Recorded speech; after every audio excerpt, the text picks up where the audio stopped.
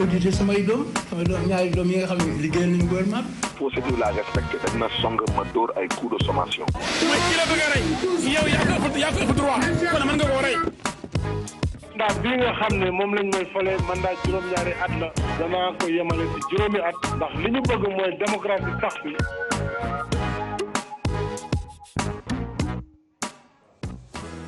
télévision Futurs Médias mbokk yi ñu ngi leen di nuyu ñu ngi am mbégte dellu si ak yéen ci seen émission Faram Facce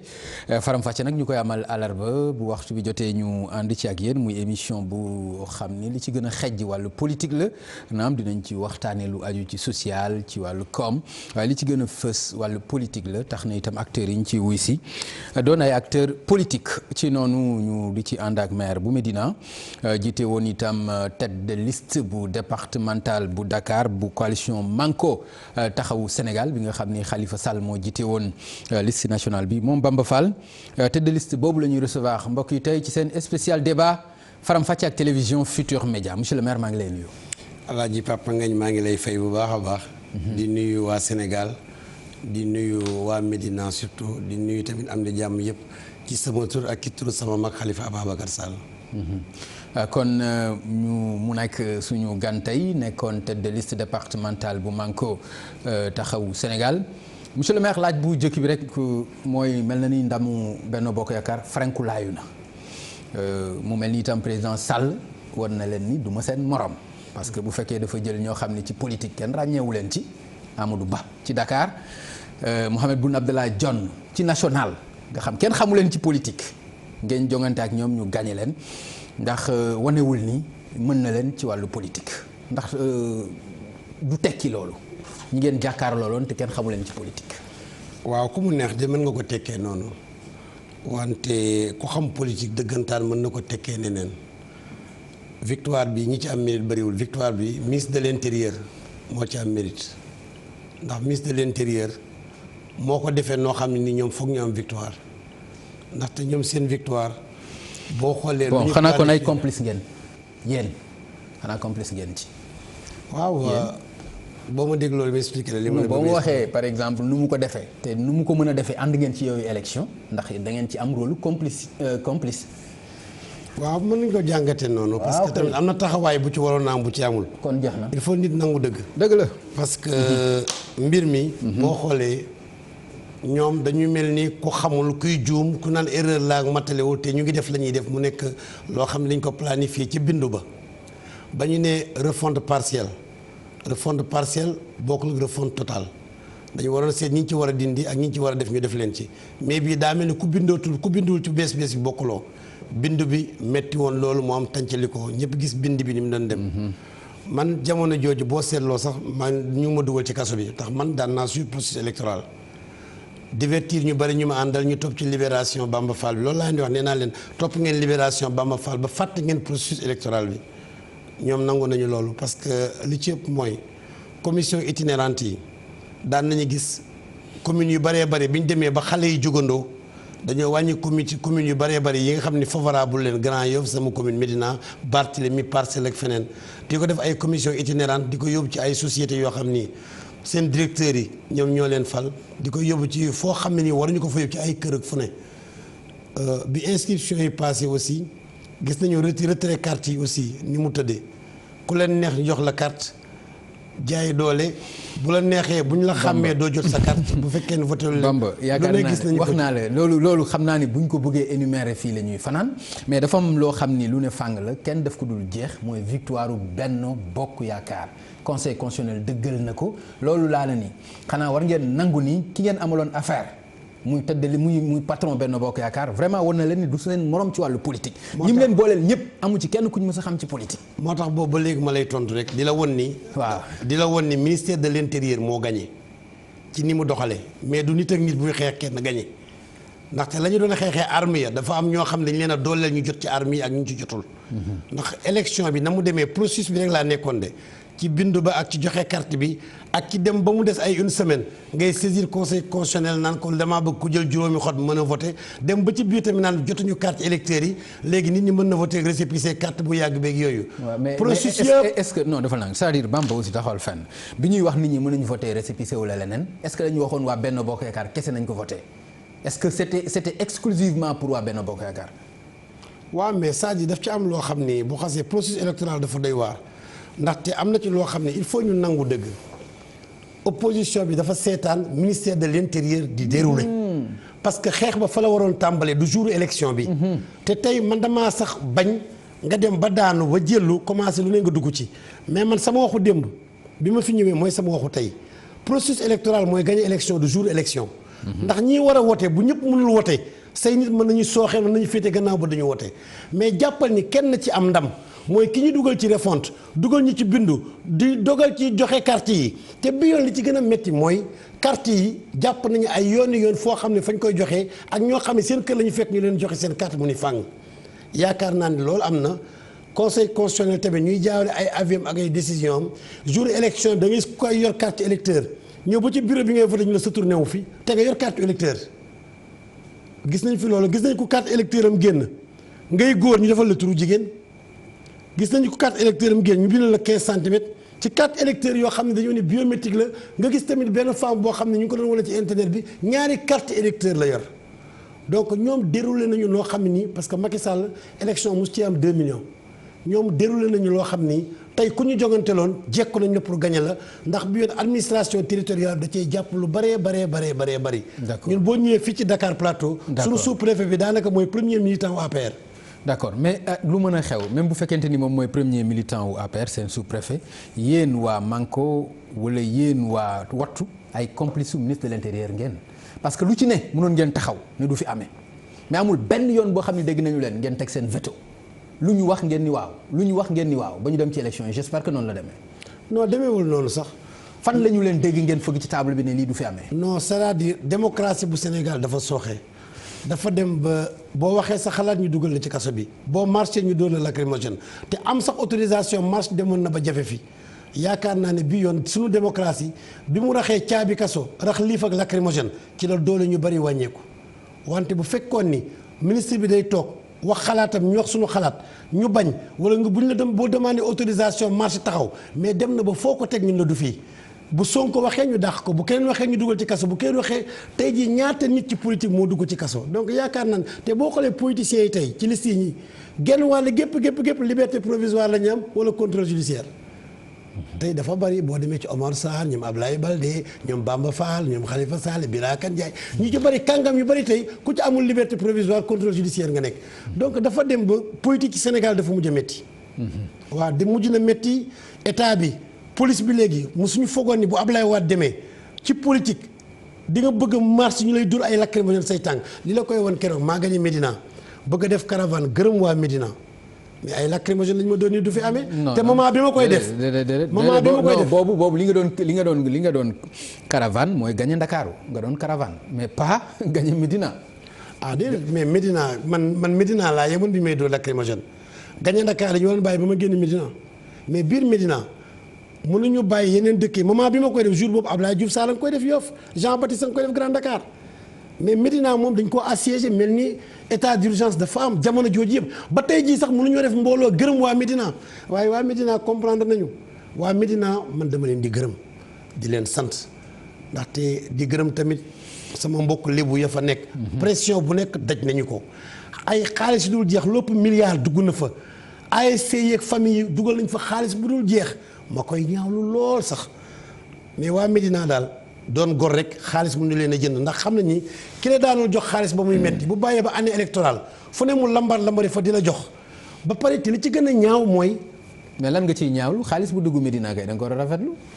du ma ko rafetlu xaalis bu dugg ci askan saw askan dugg fa. ban xaalis jëriñ leen ak xaalis bu mu mën a doon loo ciy ñaawlu ci loolu. ban xaalis la. bu dee non xaw ma ban xaalis la yaa ma ne lu ëpp milliard dugg na fa. dama koy ñaawlu dama ni la waaw. xaalis bi. waaw bi ñu jël. jubluwuñ ci lu dul jënd nit ki. man ba mu amee dama ni leen. Macky Sall est-ce que jënd nañ ko. déet Macky Sall. waaw dafa ni woon ci campagne yële bi mu nekk opposant xaalisu réew mi ku leen ko jox lekk leen. moo tax ma teel a yeewaa Médina. kon jeex na ma ni leen. kon kay bul ko ñaawlu. non dama koy ñaawlu ndaxte. réew mi ñu toll dañ fay tëj ku mel ni Khalifa Sall nii dafa luubal alalu réew mi. donc su ma gisee koo xam ne ku mel ni Cheikh Ba par exemple. directeur impôt di fonctionnaire te amul 5 millions. bu dugalee ci yenn kër yi 1 million ASC bu nekk 2 millions te daanu ko def. xaalis boobu fan la jógee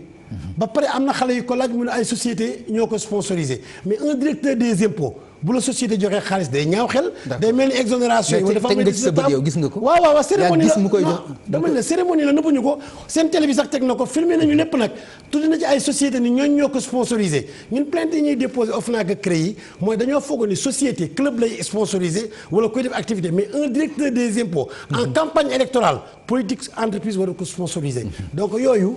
li ma ciy gërëmee waaye Medina. mooy tey xaalis boobu jëndu leen. ministre yi bari woon nañu ak seen i billet Makka ak yooyu. mais def nañu fayda gu mat sëkk.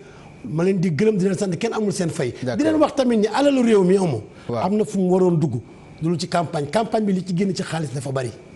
te loolu ñaawlu naa ko. d'accord alors bala ma dinañ ci dellusiwaat ci biir campagne bi ak ni nga ko waxee dama bëgg ñu ñëw ci seen recours bi mujjul fenn.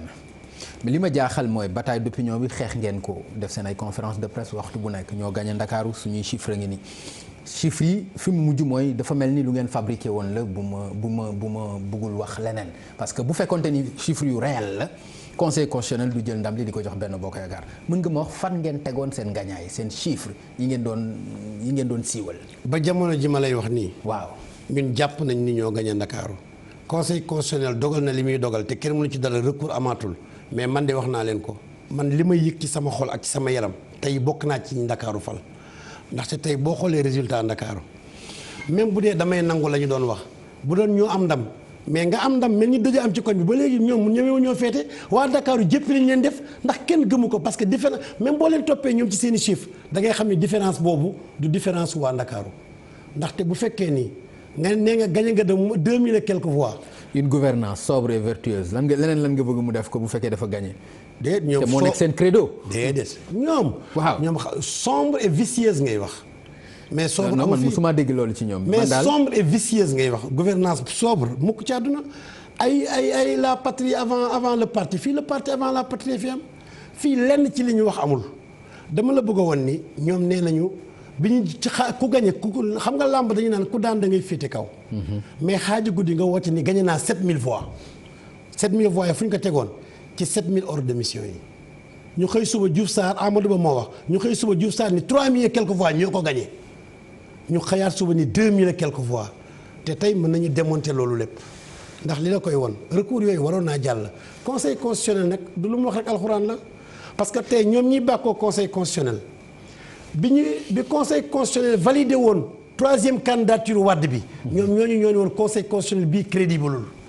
te conseil constitutionnel boo xam ni président moo leen di tànnal boppam même ay retraités ñu nga fa tey ñaar nga fa retraité toog fa ba tey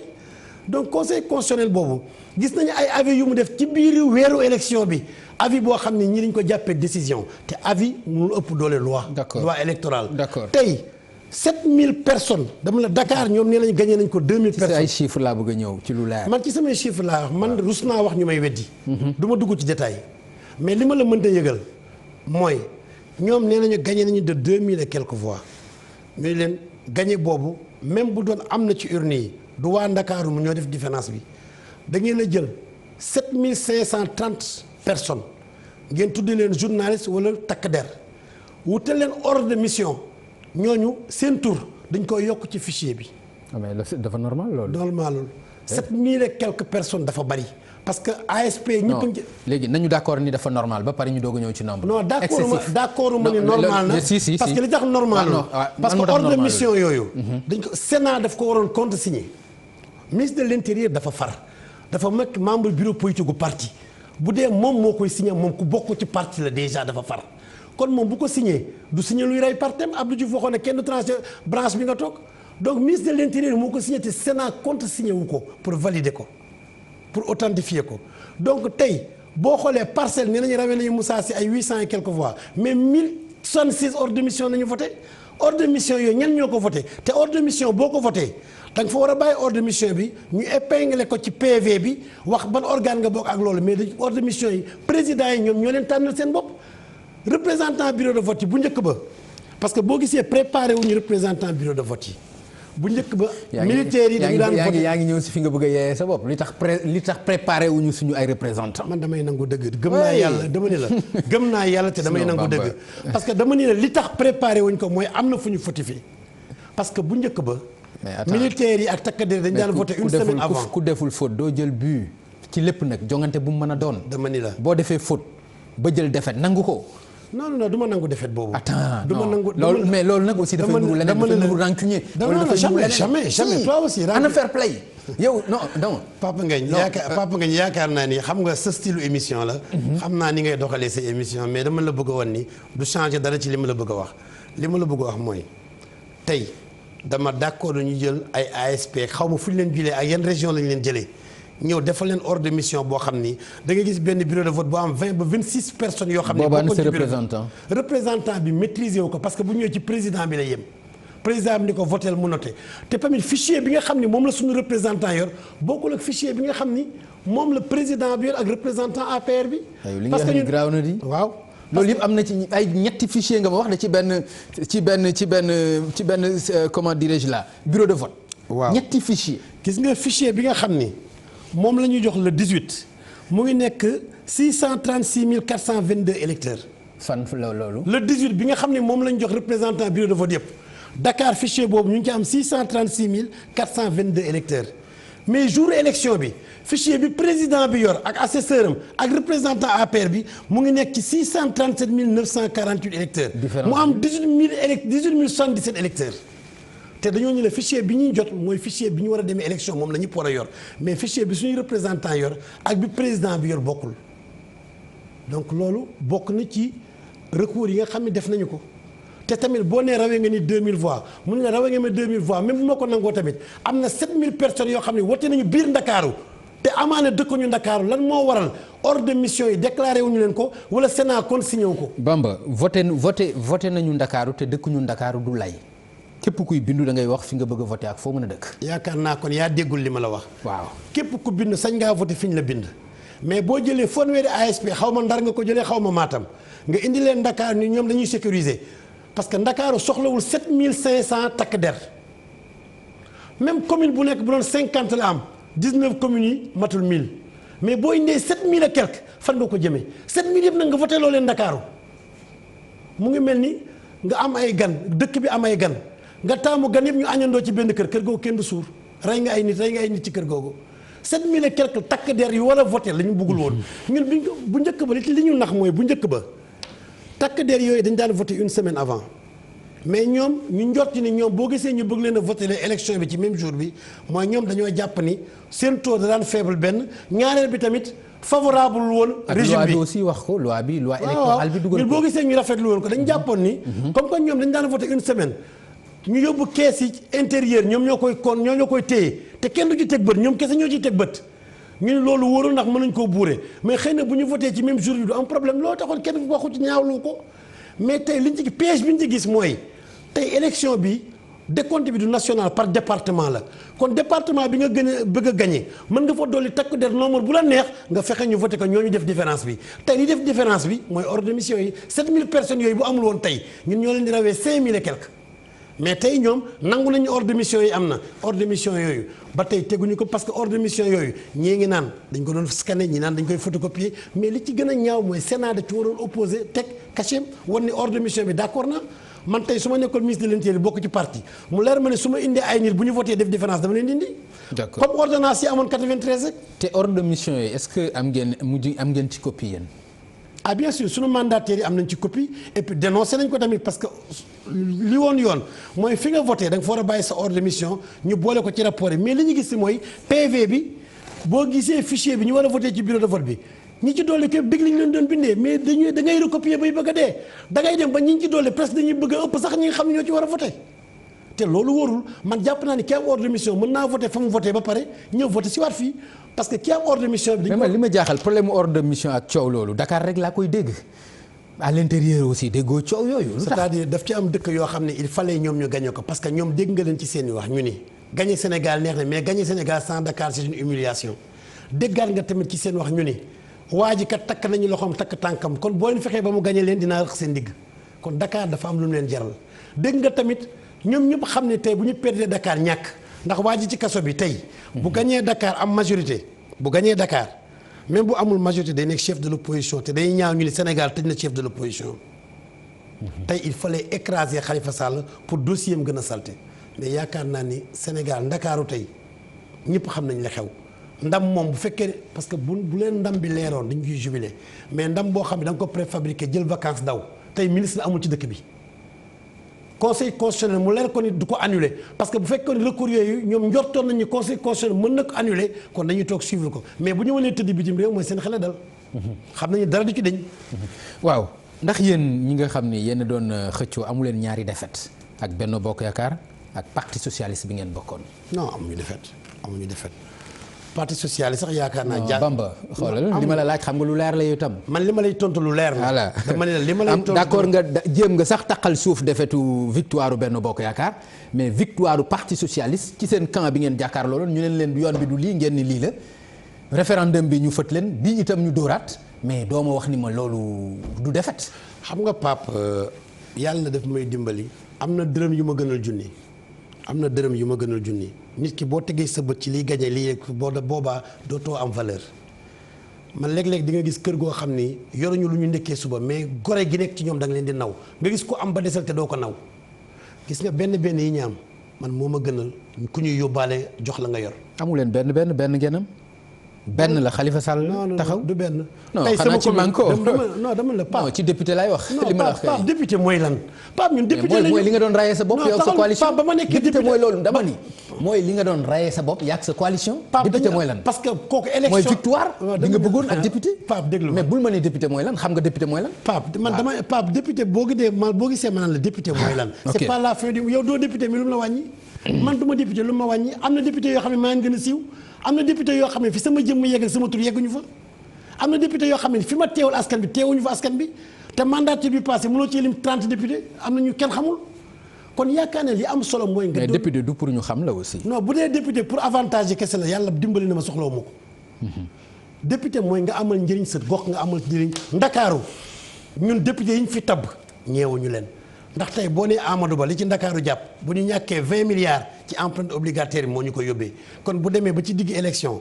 di digg ay forage ci biir parcelle ak ay inauguré école ay terrain de football yoo xam ne 20 milliards yi waroon na ko liggéey moom ci ndungu ànd ak régime moom xañ ñu ko ñu jël 16 milliards yoo xam ne moo jëmoon ci mbari mi Diouf Sarr xañ ko waa ndakaaru jël UCG mu koy jàppale dugal ko biir ministère am te gis nañu UCG taxawaay bi mu amoon ci biir élection yi. ak dëkk bi set aussi nga jël ñaar ñoo dëkk bi set aussi dëkk bi toujours non mbalit maa ngi fii mi ngi fële gisatuloo ko aussi Bamba. non dama la changement. waaw maa ngi sax damay encouragé Boy Diagne. voilà non dama la bëgg a wan ni waxuma dëkk bi set ak yooyu. nañ ko defee. nañ ko defee moo jaarul yoon. nga jël ñoo xam ni tey jii. ci Khalifa Sall la ñu déggee daal yi nga fexe ba jëndi leen yóbbu leen loolu du ndam man promotion transhumance du ma ko rafetlu gis nga tey wax nga ma ci parti socialiste mais man tey su ma nekkoon place su Tanor damay tëju man kese ma waxtaan ak sama xel xam ne su ma deferee sama parti jël réew mi tey maire bi ànd ak Tanor ak bi àndul ak Tanor pratiquement à 80% fa ñu nekk ñoo fa gagné Alioune Ndoye moo gagné basam Jean Baptiste moo gagné basam Samba moo gagné basam ci ñun Barthélemy gagné basam Bamba Fall gagné basam Palla Samba gagné basam kon bu Tanor gëmee boppam gëm parti bi xam na ni Aïssata moo gagné basam am nay vainqueur kon toppe bi du mbir tey bu dajalewoon li mu am ay vainqueur la yor kon PS vainqueur lay doon mais lii sagaluñu suñu couleur parti réer na suñu parce que tey Macky Sall doful de tey loo ànd ak moom fasam bi ngay voté de couleur parti am ngay voté couleur am ngay voté sunu vert réer na bu wala sunu bulletin bu am vert sax vert bi dootoo ko gis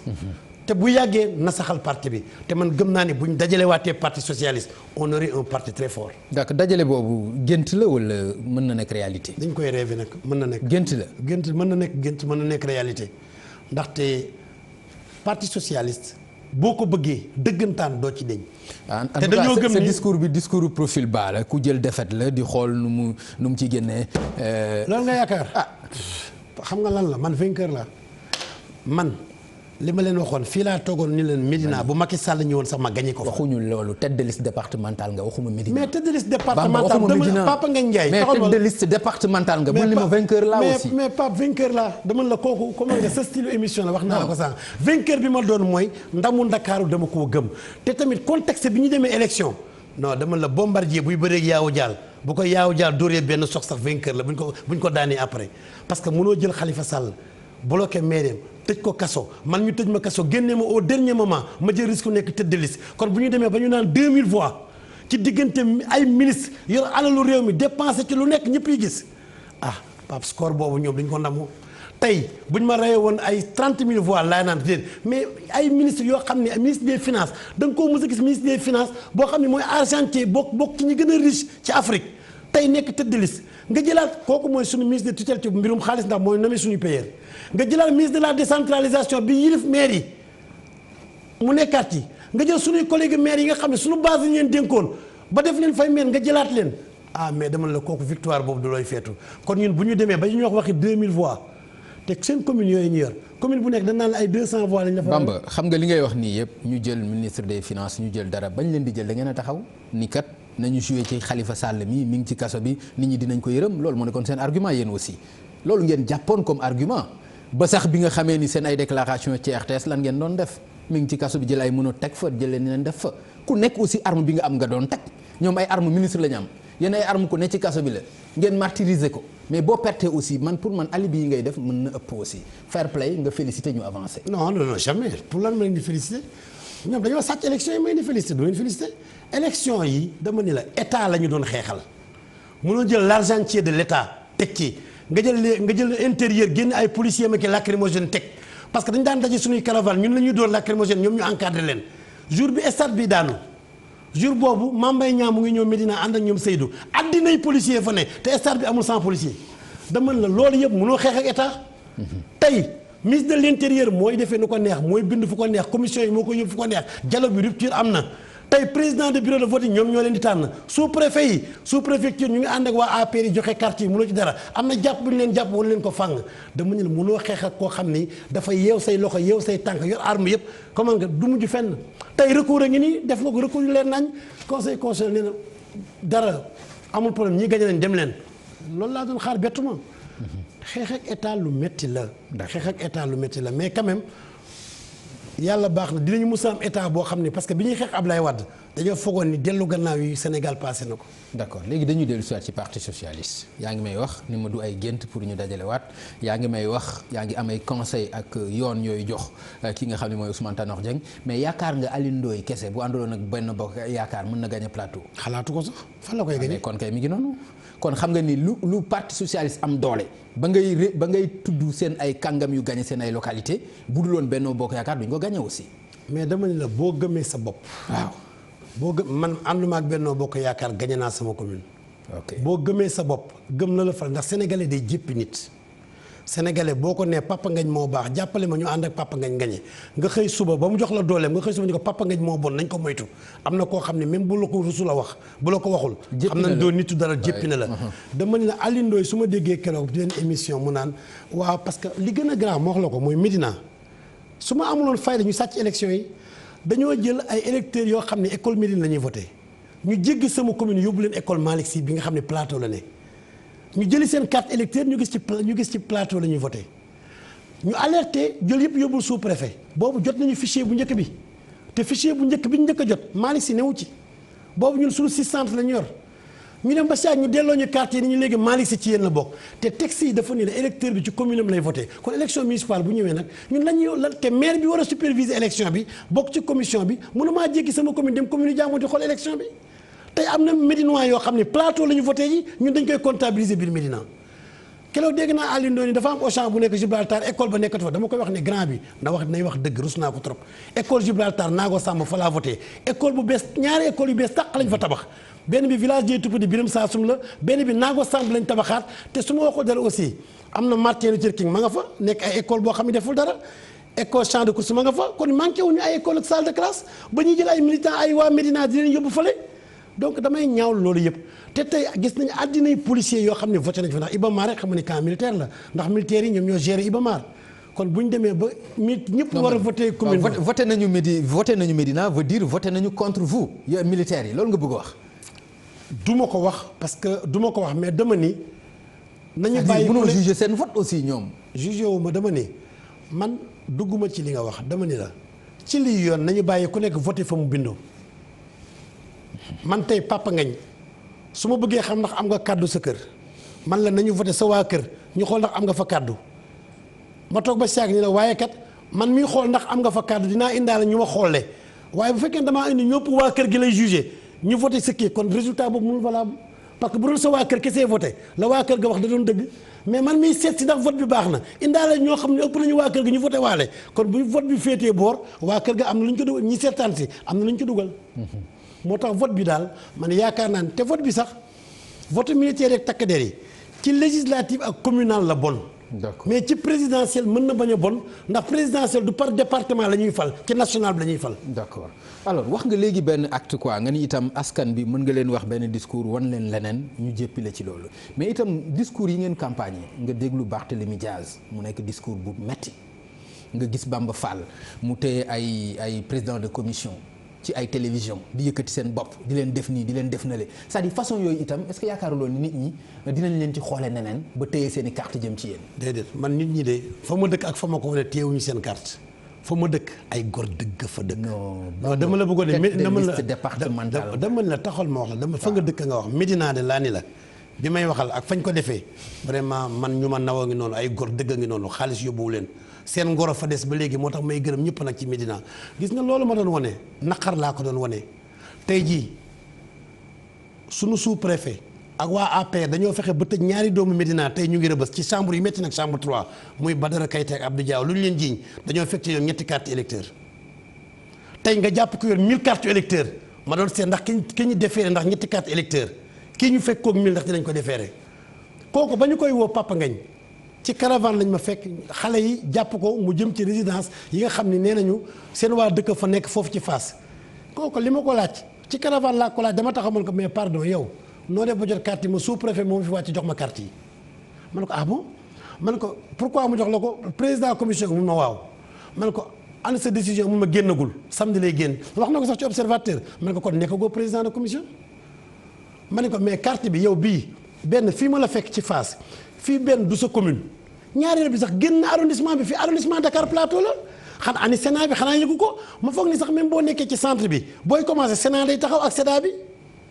mu ne ma non non dañu ma ko jox noonu ni ma demal nga sécuriser ko mais Papa Ngagne ku amul décision nekkaguloo président boo tooy yoree carte yu mel noonu sàcc nga foo ko jëmee léegi bu ñu la agressé woon yóbbu ko looy wax nit ñi kan mooy responsable. nga yóbbu ko police yow doo policier. non non non attendez daf ñu fekk ci caravane ñu téye ko fa. mais yow doo policier doo gendarme doo dara. non loolu la ñu def. waaw léegi lan moo tax nga koy jàpp di ko yóbbu di ko. vilipender comme ça di ko filmer dañoo vilipender parce que xale yi dañoo def ci presse bi ne waa Médina dañoo sàcc nangami carte ñu leen doon wan ne ñetti carte yoo leen téye ay xale te sosal la am na ku yor 1000 carte tey wax leen ci àll kalaj gi te loolu gis nañ ko Touba gis nañ ko France gis nañ ko ci autoroute bi ay carte yu ñu lakk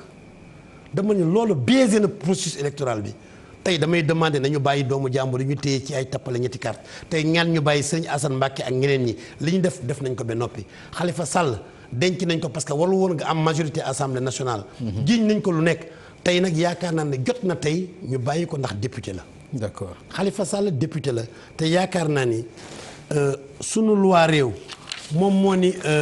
moo ni article 51 bu règlement intérieur bu assemblée nationale. moo ne le député est couvert par l'immunité à compter du début de son mandat qui prend effet dès la proclamation des résultats par le conseil constitutionnel. xanaa bu ko fekkul kaso. dama ni la député bi kaso la ko fekk. dama ni la. nekkul député ba pare doo ko dem kaso. déet mais dama ni la. waaw xam nga actuellement député la. kaso la ko fekk mais condamné wuñu ko. parce que conseil constitutionnel moo validé ni mën naa bokk ci élection pour doon député. dëgg la conseil constitutionnel tamit nangu ni Khalifa Sall bis ni ki tey doon na député. waxul ni kaso la ko fekk daf ne doon na député bi mu proclamé comme que doon na député am na droit am immunité bi mu ngi ci moom te Abdoulaye Wade maa ngi koy ñaan comme que tey député bi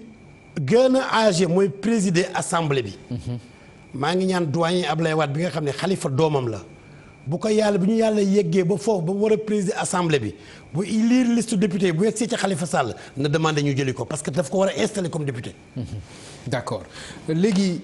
dafa bëri looy réccu naa Abdoulaye Wade ni mu yore woon réew mi réccu naa pourquoi ñun waa Manko ànduñu ak wattu réccu yooyu nga xam ni dafa tegaloo ndax day du joxe nit koo xam ni amul conviction nit ku amul nit ku amul conviction réccu. dama ni la Sénégal moo réccu su ma naan man ak ñi ma àndal la man awma lu may réccu ndax politique man passion la ci man du liggéey ci man boo ko defee liggéey la lay sonal. man damay toog ba si ak man est-ce que sax du ma génn ci politique parce que am na ci gis-gis yoo xam ni man dootuma nit kooku. défaite bi de jar na ko moom. non du défaite déglu ma man dugguma. non Pape kaay ma xamal la. dama la bëggoon ni défaite bi par exemple naagu passé wutoon dañu moom Ndakaaru xalifaay borom Dakar. tey lañ ko gën a moom nag dama la tey jii loolu moom jar na bàyyi politique. déedéet d'accord Ndakaaru moom demul la loolu dama la ciy dagg. Ndakaaru tey la ñu gën a bëgg Khalifa Sall Ndakaaru ay pexe ko gagné parce que kii ni la tëj naa ko amul liberté de mouvement fexe leen gagné ko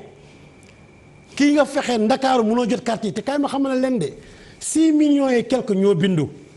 3 millions presque moitié bi rek a voté ñeneen ñi jotuñu seen i carte électeur primo inscrit jotuñu seen i carte bàyyil ba présidentielle ba ñëpp jot seen i carte tey Macky Sall amul 50 pour cent de 49 pour cent la am tey bu doon présidentielle deuxième tour la jëm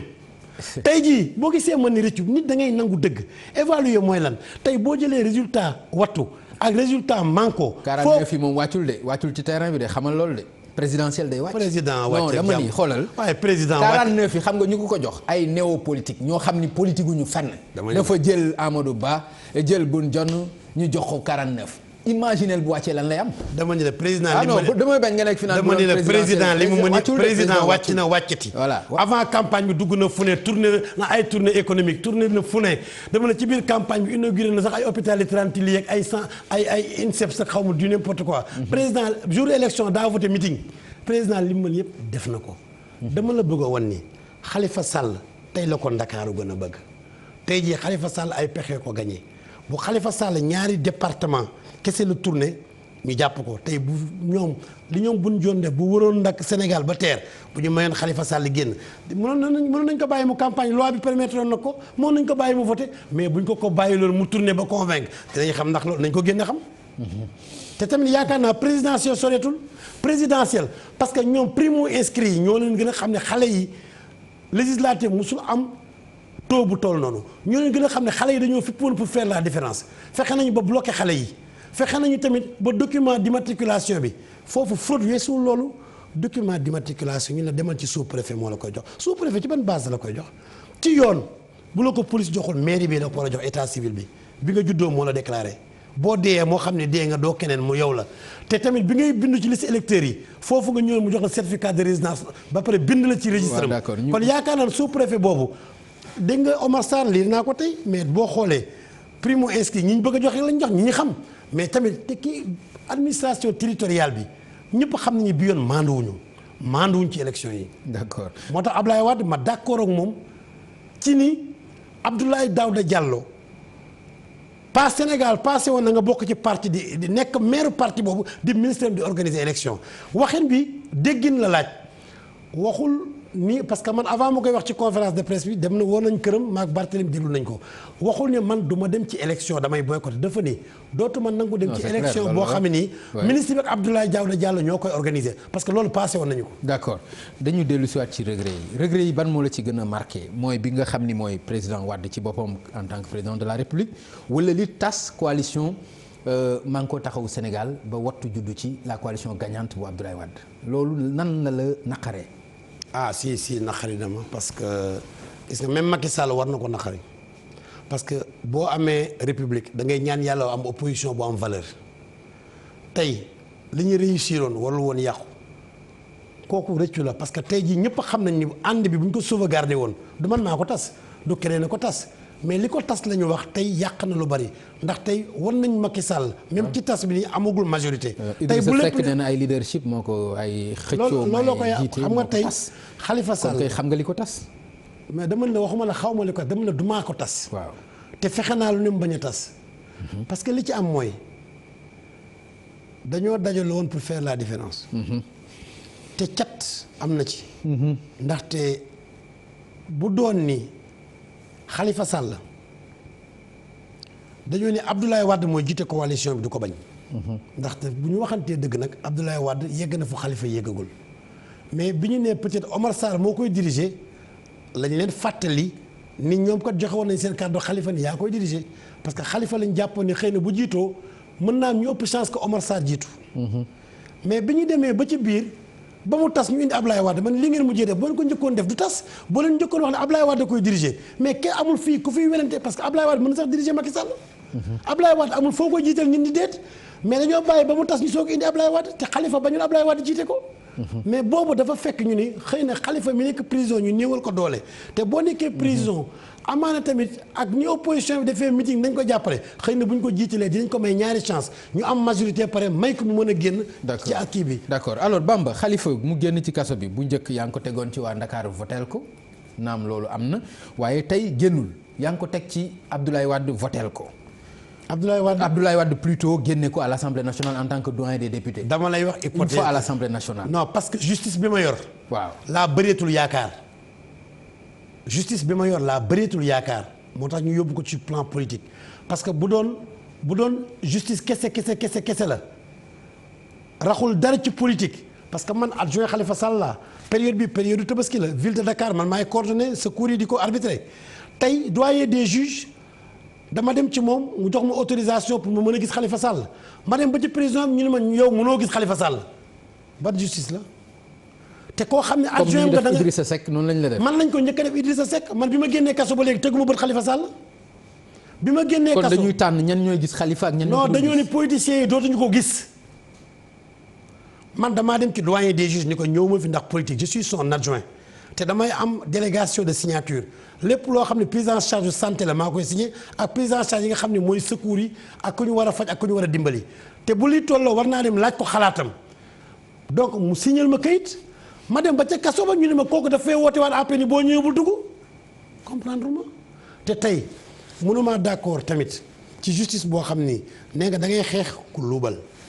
tey da nga koo jiiñ kese kenn condamné ko nga xañ ko droit yëpp nga ni ko Sidiki Kaba moo dem assemblée ni Khalifa mën nañ koo tabb ci liste ndaxte kenn condamné wu ko ni mën naa campagne ko mën naa voté waaw tey jii léegi droit civique am ak politique am yëpp mi ngi ak moom. mu ngoog Sidiki Kaba moo ko wax. donc ministre de la justice bu waxee loolu. kon ñu ko comme le Sidiki comme que yaa ko wax may ko mu génn mu ni génnul ñu toog ba saak ni ko may ko mu voté mu ni génnul ah ñooy xalaat politique te tey boo nee par exemple da ngay aar réew mi da ngay xaar ñii nga xam ne ñoo lekk xaalisu réew mi te moment boobu nga xam ni yaa ngi naan réew mi waroo nangu loolu yaa ngi port autonome Bamboula ba fa am Dakar Dem Dikk COUD Petrotim Poste. ministère de l'hydraulique LONASE impôt cadastre UCG yooyu yëpp fi ñu toll ñu gis ci loo xam ni tey waroon naa tax justice taxaw mu mel ni Khalifa Sall la ñuy ciblé mu am kumba am ndey ak kumba amul ndey OFNAC bi mu jàppee directeur COUD maa ngi doon ku ñu jàpp nga dóor ci table ñu dàq ki la jàpp. donc tey maa ngi lii ci presse démb bi ñu ne Petrotim OFNAC bloqué na bagage yi mais donc justice bu tëddeewul njaaxanaay tëddee deux vitesses parce que li la koy wan mooy démb. bi ñu bàyyi ay amis collégiens bàyyi ñooñu mais lu ci yoonu gouvernement ñu naan communiqué du gouvernement mais xanaa kon gouvernement ko bàyyi dootul justice ci ban réew la ñu nekk kon bu ñu gëm loolu séparation des pouvoirs naan gouvernement ñi ko ñaan dañoo bari moo tax bàyyi na man damaa foog ni juge bi mooy bàyyi mais kon loolu séparation des pouvoirs boobu amul kon loolu moo tax ñun suñu yaakaar tas conseil constitutionnel tey jii am na rek bu nee Khalifa Sall. recours am dama koo rejeté parce que recours am war a koo def waa Dakar a ko war a def mais damay rappeler conseil constitutionnel ni ko article L191 bu code électoral bi dafa ni tout candidat au scrutin dispose de 5 jours à compter de la date de proclamation des résultats provisoires pour déposer un recours waxul ku dëkk Dakar ku nekk candidat bépp la ko may donc tey justice boobu boo ko amee doo sa yaakaar du tas. moo tax bu ñu paree ci lii doxul ñu dem ci leneen rek. Abdoulaye Wade tey ñu ngi koy ñaan. ni mu waxee woon meeting nga leen Marcel Khalifa mu génn dañ koy jaay doole comme Karim ñu ngi koy ñaan tamit loolu mu dëggal ko bis bi muy président assemblée wan waa réew mi ak bitim réew ni Khalifa dañ koy jaay doole. d'accord ni nga koy ñaane nii di sàkku di ko ci ñaax président Wade da nga ragal ni du ko nangu du ko def lan sentiment boobu la ma jox aw ma ci sikki sàkk ndax man ni nga koy waxee dafa mel ni dafa am lu ciy ñuul. non dama ko waxul face à face moo tax parce que dafa dikk sama xel ma wax ko. d'accord ma jàpp ni sax moom su ma ko waxoon xelam a ngi ci. d'accord ndaxte président Wade bi mu nekkee bitim réew yaa ngi rappelé avant élection yi def nañu meeting bu nag boulevard Général de Gaulle ci moom la jógee ni vraiment nañ ko taxawal fexe nu ñu génnee Khalifa Sall fexe tamit nu Karim Wade dellu si ci dëkk bi. d'accord léegi dama dégg avocat Khalifa di wax un deal deal boo xam ni Khalifa moo ko accepté wul bu ko accepté woon génn kaso lu mel noonu dafa mel ni bi ñuy mujj a daje junjoon nga ko ci ay kilifa yoon yi woon ñu ngi am na di dem di waxtaan ak moom ci prison ak yooyu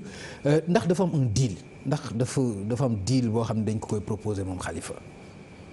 non xaw ma avocat bi exactement li mu wax mais man xam naa ne Khalifa Sall bu nangoon bloqué ambition politique am du dugg kaso loolu moom leer na ma Khalifa Sall avant muy dugg kaso lañ ko ñaanoon ni ko boo ko bàyyee doo dem kaso xam naa ne bu ko nangoon du ko dugg kaso ndax bu ñu ñëwoon mu bàyyi tournée yi ba ambition mi mu arrêté ko ci dugg Benno Bokk Yaakaar moment boobu waxtaan na ci ñun mais moom dafa ne dee ko gënal parce que moom vraiment li mu wax waa Ndakaar du ci dellu gannaaw.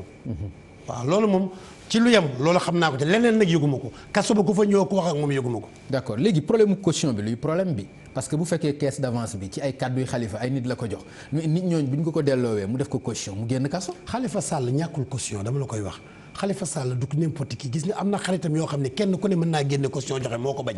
moo ne boo ko nangu day mel ni yaa ko def nañ ma tëj ba damm caabi ji waaye man du ma raamal kenn Sénégal il faut ñu xam ban façon justice lañu am ak ban façon président la ñu fal.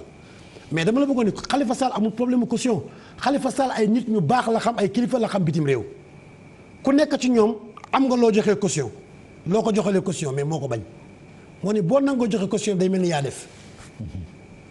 mais kon loolu moom nañ ko teg na leen. d'accord mais caution bi moom li mu wax ci caisse d'avance bi mooy li nga dëggal tout le temps ay action sociale la yoo xam ne yu muy def la mais kon kay warul mën a bañ moom action sociale bu ko génne kaso. kaay ma xamal la Pape. réew boo koy tabax non dama ni ndax li ma wax leer na wala leerul. non leer na mais ànduma action sociale la wax ni foofu la dépenser caisse d'avance bi moom pourquoi mu koy bañ action sociale bu ko génne kaso nit génne xaalis muy caution mu dem yoonam. Khalifa Sall moom républicain la moom nee na daf ci am loo xam ne boo ko nangoo daa mel ni yaa ko def bañul ku ko jugé de parce que tey liñ ko bëgg a def loolu fa ñàkk fayda wax ñu kan ak kan nga ko jox te ñoom ku ne ñu ngi lay jox ci dëkk bi. ma jox la exemple Médina comment un petit fonctionnaire boo xam ne directeur kese nga amoo 5 millions de salaire boo mën a joxe par exemple ASC bu nekk 2 millions kër gu nekk presque 1 million ngay digg lu dul jeex lu ne nga dugg ci mais kooku xam nga ne OFNAC waroon na la seet CREI yi war na la seet kon directeur bu ko ci def même Macky Sall bu amaatoon deuxième mandat 7 ans lay duré te prescription 10 ans la après dañu lay topp donc am na ci loo xam ne Khalifa Sall lu leer nañ la wax lekkul dërëmu kenn def na déclaration de patrimoine xool leen ndax lu ma yoroon ndax dërëm da cee tegu mais li mu mënul mooy nga fekk Papa Ngagne Ndiaye mu am soxla nga fajal ko soxlaam yéen ñaar a ko yëg nga dellu si naan Macky Sall Papa Ngagne laa joxoon nangam kon Papa Ngagne bu paree dina la xeeb am na sëriñ su bari ñu ci dimbali am na kër diine yu bari ñu ci dimbali te man xam naa ci lu bari ndax man maay adjoint bureau social parce que 600 millions moo nekkoon sunu budget social fi ñu toll nii tabaski bi nii 10 000 mandats la ñuy joxe yu 40 000 400 millions la. bu pag jotee 5000 mandats la ñuy joxe yu 40 000 muy 200 millions 600 millions yi fa lay jeexee kon ku mu sa jot ci Khalifa Sall lépp 40 000 boobu ci kees googu la ko dimbalee. te Khalifa Sall du la jox 40 000.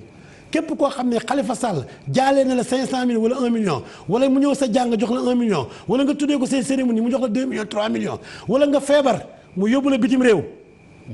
accompagner la nga dee mu dëj la ci caisse d'avance googu la jóge woon ndaxte.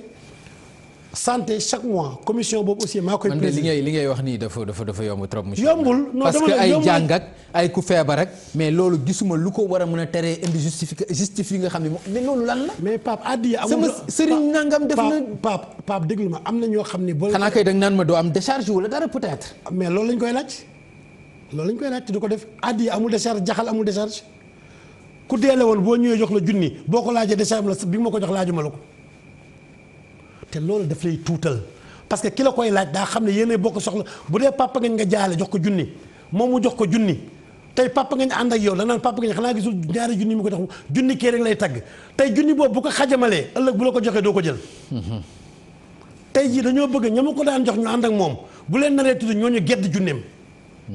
politique rek la Khalifa Sall dama ne la mënoo dem ci màggalu sëriñ nangam wala gàmmu sëriñ nangam. nga dimbalee ko 10 millions ba jàng yi baax tey. ñu gis waa kër sëriñ boobu ñu ngi la topp di la gërëm ñu ngi mbooloom fi mu ko jëlee nañu fexe mu toroxal sëriñ boobu ndax bu tuddee turam sëriñ boobu fi ñu toll dana ko ba moo ki taalibeem loolu moo tax mu ni du ma tudd seen tur ndax ñaanuñu ma ko damaa ñëw joxe addiya te addiya jooju fi laa ko fekk te ñoom joxe nañu addiya te ñoom indiwuñu justice palais di dégg nga mu ne 3 milliards laa génne ci campagne électorale dama lay laaj dama ni la méngale ku am fonds politique bokkul ak ku yor caisse d'avance. Khalifa Sall li ngay méngale bokkul. Khalifa Sall xam nga ki yor fonds politique am moom mu yor fonds politique am nga bëgg ko méngale ak caisse d'avance xam nga ni yàlla jaali la. non attendez Pape caisse d'avance du passer 5 millions. non attends dama ni la caisse d'avance bi ci ëpp ville de Dakar 8 millions la caisse d'avance du dem 30 millions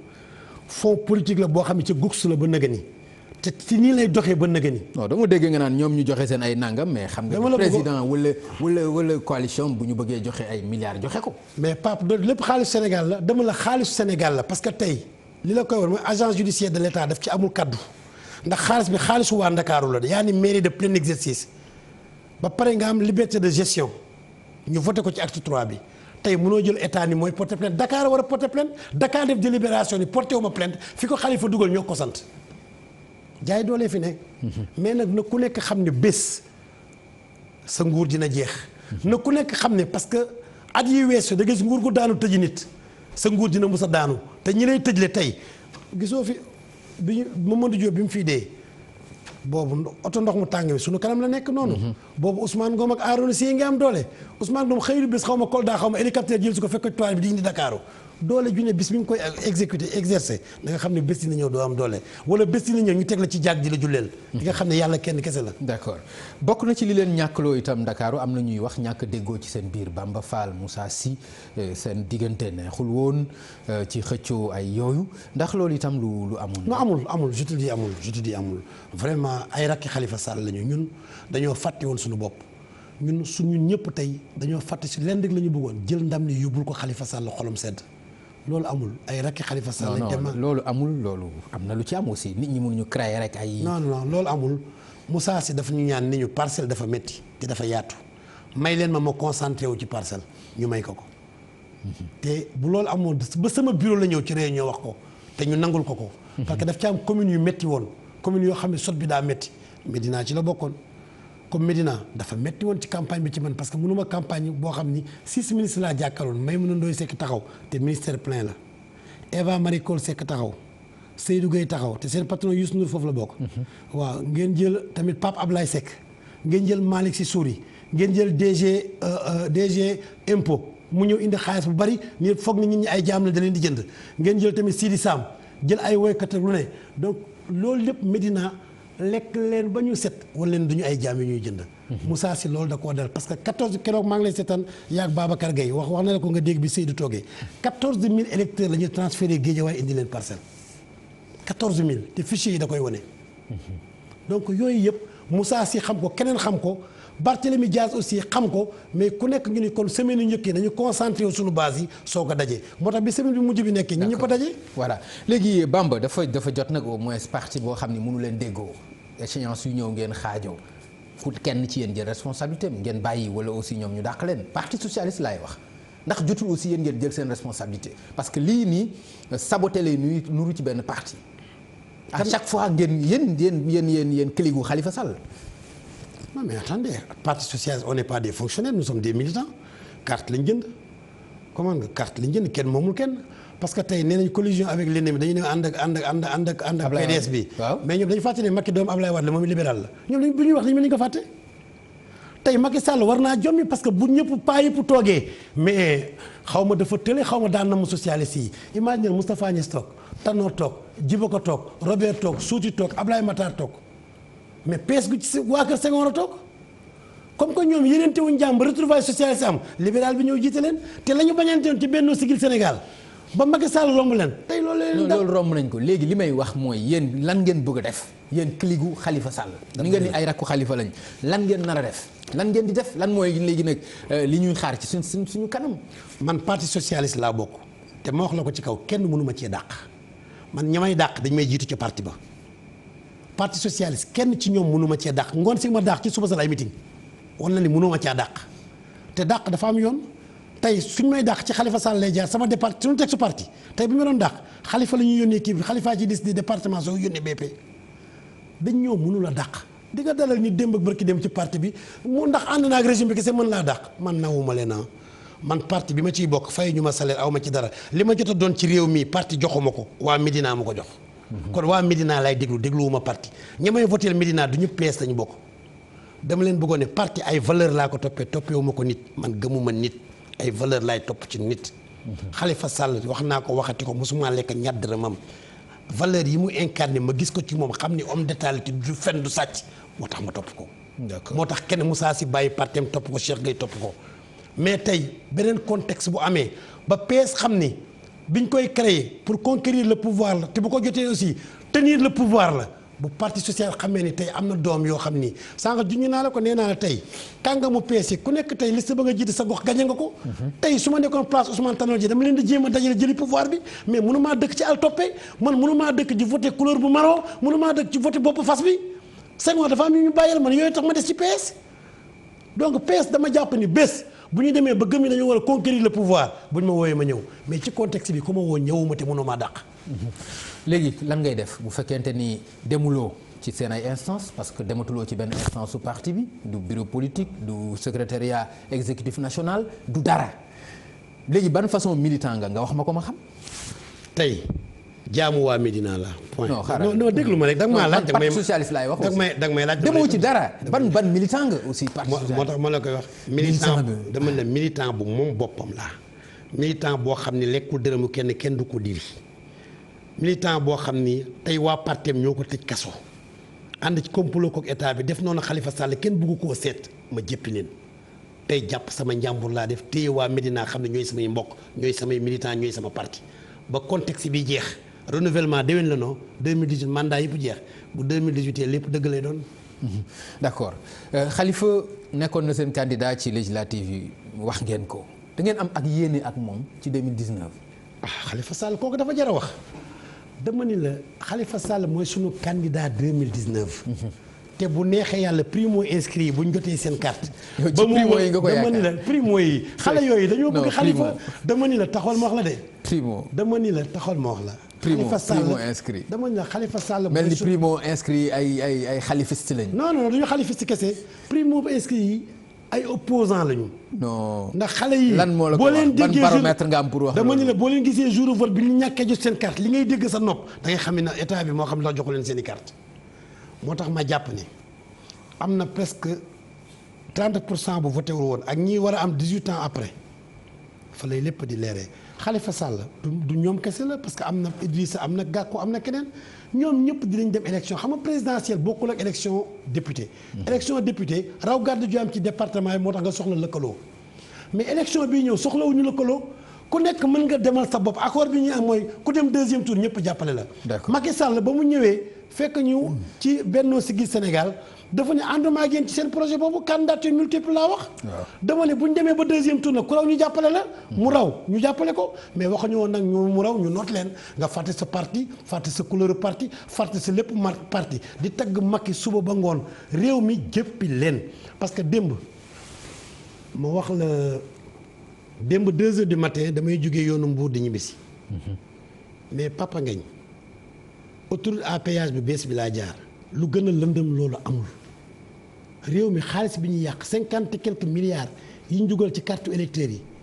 ba pare carte yi génnul mais Pape kooku war nañ koo lijjanti mënoo ne Khalifa Sall daa yàq 1 milliard 800 yow mu mel ni nguur gi nguuru cuune lañu. nguur la goo xam ne du étudier parce que li la koy won autoroute à péage ak problème insécurité bi am tey ñu ngi fay tubaab bi parce que tey fii ak Mbour di nga fay 400 fay 1000 francs fayal 1400 muy 2800 kon Ila Touba xanaa 5000 ngay fay booy seeti Serigne Touba booy retourné fayaat 5000 et quelque muy 11000 te xaalis boobu jëmul Touba xaalis boobu waroon nañu ma jox waa Touba tax ñu Ila Touba dañ leen ciy wutal ndox mu neex dañ leen ciy defar canalisation dañ ciy defar xabru wala dañ ciy defar jumaa ji wala liggéey yi dafa am partie bu ci waa Touba am kon daa mel ni Ila poche waa Touba la. tey autoroute boobu lëndëm gi mu lëndëm dafa jéggi dayoo te cher na trop tey boo ñëwee tamit nga ni Big Togo nga jël visa yi joxoon ko nga toog ba si ak ni visa yi baaxatu ndax touristes yi ñëw ñu dama lay rembourser 12 milliards et quelque mais xanaa étudier ko woon tey boo ñëwee tey ni refonte te c'était pas obligatoire nga dugal ci 50 milliards gré à gré waxoo ci kenn nga toog ba si ak ni carte yi gënoo voté leen carte yu yàgg yi xanaa étudier ko woon. kon li ñuy ñàkk nga toog ba si ak ne bac bi am na problème kon boog ay tricheurs lañ nañ leen tëj kaso mais ñi triché ci élection yi xanaa dañu leen tëj kaso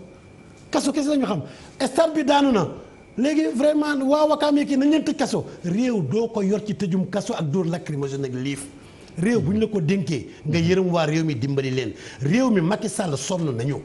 ku wax ñu tëj la kaso. dama li ngay waxee di urne yi wane wu ko. dama waxuma waxi urne maa ko wax waxi Sénégal man urne yi laay wax urne ñoom mu leen laajee dañ ko jox dama ni la ñoom ñooy da nga dajale li nga wax yëpp ma tënk ko ci urne yi waxul li nga wax. bu la neexee nga wax say waxi urne man li ma lay mën a yëgal mais dama ni yow li nga wax urne bi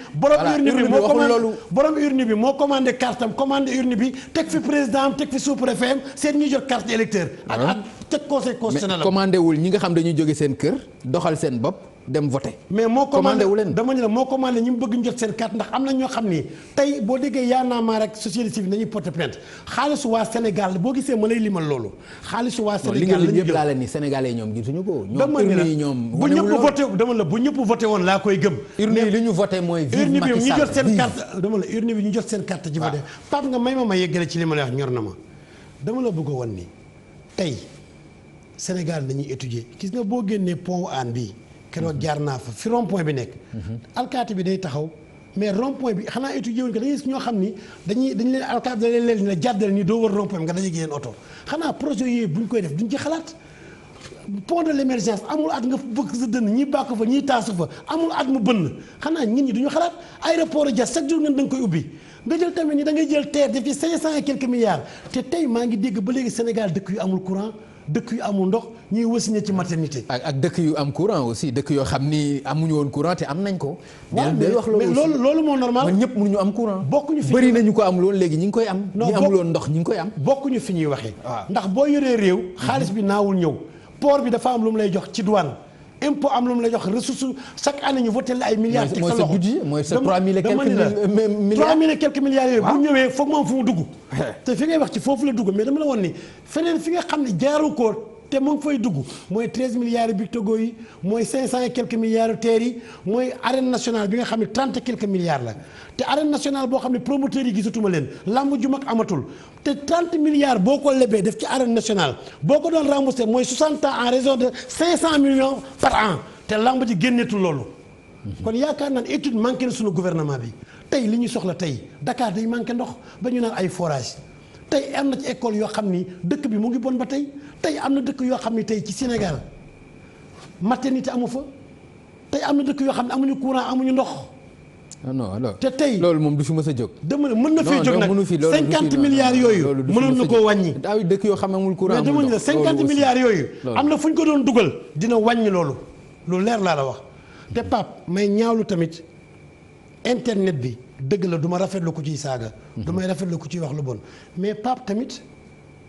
man gëm naa li sa benn collègue journaliste wax ndaxte ñoom Ami Collé man gëm naa ni kii saaga ndax Macky bu ci bokkul woon duñu gaaw a génn yàgg nañ koo ñaanal génnewuñu leen Penda Ba am na ko ni moon jour bi ñu ko jàppee sa xarit la journaliste la xamul ma wax dinañu gaaw a génn ndax Penda Ba mi Macky ku koy défendre doo yàgg ci kaso wala doo ci dugg moo tax bu ñu ko ñun kenn ñaanalul Penda Ba ñun Ami Collé ñaan ñu boole ko Penda Ba gouvernement xëy di ci communiqué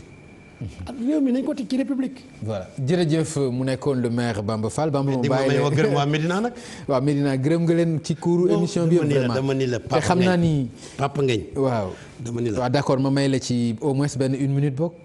ci sama tur. ci sa tur ci turu Medina. allez-y maa ngi gërëm waa Medina ndax xam nga xam Medina ma leen di gërëm. Medina ku mel ni grand sëriñ sax ànduñu woon ak man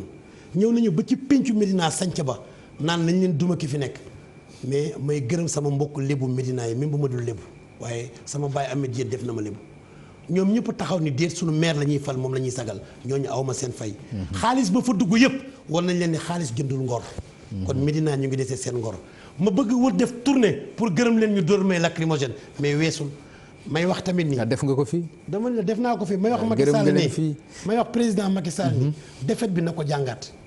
parce que ñoom boo gisee jubilé wuñu tëdd nañu xool fi nga xam ne seen doole moo leen may ndam ak fi leen seen pexe may ndam te pexe boobu jàng nañ ci du am 2019 kon ñoom war nañu jàngaat xam ne élection 2019 bi élection buy metti lay nekk parce que pexe yi jàll ndax raw gàddu département transfert fu nit voté 2019 baax na ndax résultat national la ba bitim réew may wax tamit ni sous préfet mi tamit administration territoriale bi na leen xoolaat parce que am na ci sous préfet yoo xam ne ni ñuy doxalee tax nañu bëri mere Macky Sall jaay doole jaay lu leen neex def ci dëkk bi ba pare naan maa fi toogal président non yow nommé nga suba dañ fi jege donc am na ci loo xam ne ak takk der yi. parce que li Penda Ba def. maa ngi koy wax sama benn xarit sànq nee naa ko Penda Ba dañ ko jàppee ci waxu racisme mais jëf bi tamit baaxul parce que sànq dañuy waxtaan mun na pourtant boo seetloo benn kii rek la kuréel la parce que boo xoolee Amadou Ba mi ngay xeexal mais il faut ñu jàppale ko moom président ak ministre de l'intérieur yëpp benn ay tukkuleur lañu ni ma directeur de police bi préfet Dakar ak sous-préfet bi yëpp loolu lañu. ma ne ko donc yu mel noonu yaakaar naa ne nañ boole réew mi yëpp ñëpp doon benn. te tamit may ñaan ñëpp. xam ne bu politique passé président institution la. nañu respecté président. mais président pour ñu respecté tamit na xam ni. bu démissionné woon ci partem saa yu waxee bu ñu ko tontoo président la ñuy tontu. mais bu cumulé président ak président de parti. bu la waxee ci politique boo ko tontoo ñun la président nga wax. da ngaa saaga président. merci monsieur le maire ci politique nga waxee ak moom. may gërëm waa Dakar. di ñaan tamit Khalifa Sall génn ak jàmm. tey wax tamit ni Dakar xeexal Khalifa Sall dès semaine prochaine dina jotaat. voilà kon mbokk yi mu nekkoon seen émission Faram Facce mbégte bu yaatu la ñuy am nag doon recevoir le maire Bamba Fall nekkoon tête de liste départementale bu Manko Taxawu Sénégal tey ñu doon ko recevoir doon jàngat nag gannaaw résultat officiel yi nga xam ni tukkee na ci conseil constitutionnel jël ndam li jox ko Benno Bokk Yaakaar fii ci Ndakaaru ci juróom-ñaari député yi nga xam ni dañ ko doon xëccoo ñu doon ci waxtaan ak le maire di ko gërëm bu baax ci ni mu waxtaanee ak ñun ci xol bu yaatu ak ni mu koy defee tout le temps ci dëgg ñu apprécier quoi sa juste valeur mbokk yi ñu leen di jox daje incha allah àllarba ba di ñëw bu ci àllande di gërëm la régie ñoom itam ci njiital Vieux Diouf Doudou Sow ak cadreur yi di leen jox daje incha allah àllarba ba bu ci àllande jërë ngeen jëf. Trop, c'est trop.